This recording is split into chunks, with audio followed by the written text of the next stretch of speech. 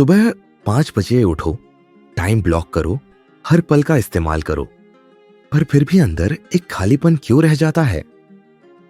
इस कहानी के बाद आप समझ पाएंगे कि हर वक्त प्रोडक्टिव रहना क्यों आपको थका रहा है और कैसे सच्चा सुकून काम से नहीं, समझ से आता है। कभी कभी सबसे गहरी प्रगति तब होती है जब हम कुछ भी नहीं कर रहे होते। राहुल एक 28 साल का कॉर्पोरेट प्रोफेशनल था। दिन का एक एक पल प्लान किया हुआ था।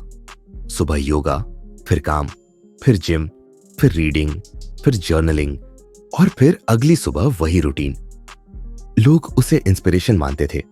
इंस्टाग्राम पर उसके डेली रूटीन रील्स वायरल हो जाते, पर अंदर ही अंदर राहुल थक चुका था।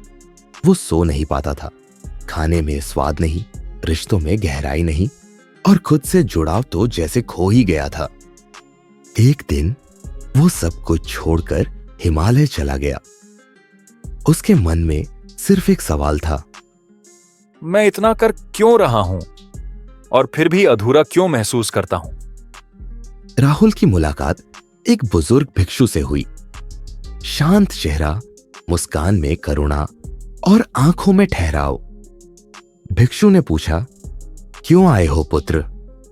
राहुल फूट पड़ा, मैं बहुत कुछ कर रहा हूं पर खुद को खो रहा हूं। भिक्षु ने मुस्कुराते हुए पास के एक शांत तालाब की ओर इशारा किया। इस तालाब को देखो, क्या ये हर समय बहता है? नहीं, कभी वो स्थिर होता है और तभी उसमें आकाश दिखता है। फिर उन्होंने एक पत्थर उठाकर पानी में फेंका। अगर हर वक्त हलचल हो तो क्या तुम उसमें कुछ देख पाओगे? राहुल चुप हो गया। भिक्षु बोले, समय का सम्मान केवल करने से नहीं होता, कभी कभी रुकने से भी होता है। जो पेड़ फल देता है वो भी साल के कुछ महीने बस खड़ा रहता है, बिना कुछ किए।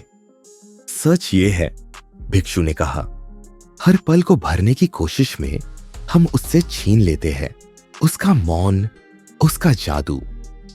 राहुल धीरे धीरे समझने लगा, उसे प्रोडक्टिविटी से नहीं, प्रेजेंस से जुड़ने की जरूरत थी।